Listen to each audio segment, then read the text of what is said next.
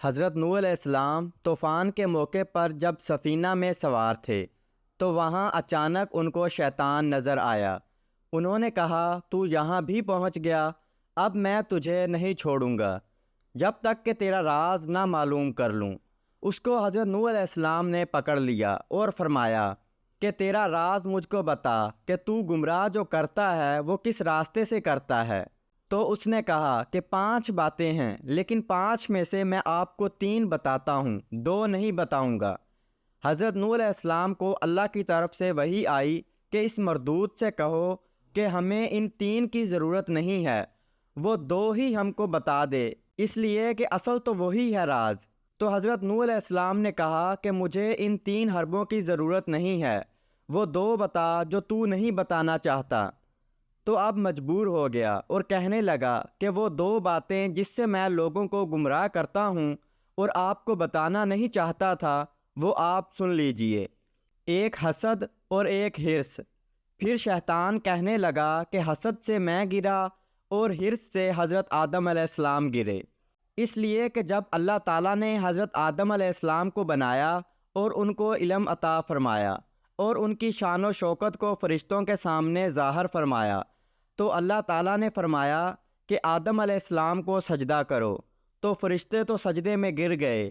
ابلیس کو تکبر نے روکا۔ تکبر کے بعد حسد پیدا ہوا۔ حسد اس لیے پیدا ہوا کہ ان کی وجہ سے میں اللہ کی نگاہ میں گر گیا، اب کسی نہ کسی طرح ان کو بھی گرانا ہے۔ یہ ہے حسد۔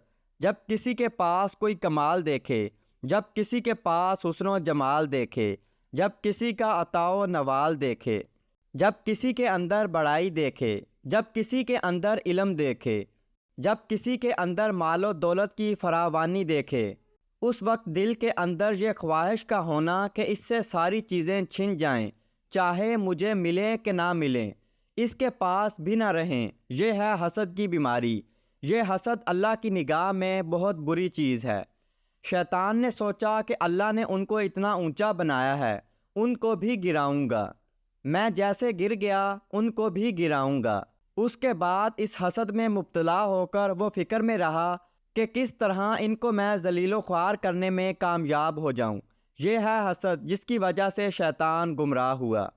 حضرت آدم علیہ السلام کو جس درخت سے منع کیا گیا تھا، جا کر اس کو کھا لیا تھا، اس لیے کہ شیطان نے قسم کھا کھا کر ان سے کہا تھا کہ میں آپ کو اللہ کی قسم دے کر کہتا ہوں کہ اس درخت کو کھانے کا بہت بڑا فائدہ ہے، اور وہ یہ ہے کہ آپ اس کو کھا لیں گے تو کبھی نہیں مریں گے، ہمیشہ زندہ رہیں گے۔ انہوں نے کہا کہ بہت اچھا، کھا لیں گے، تو حرص میں آ کر کھا گئے۔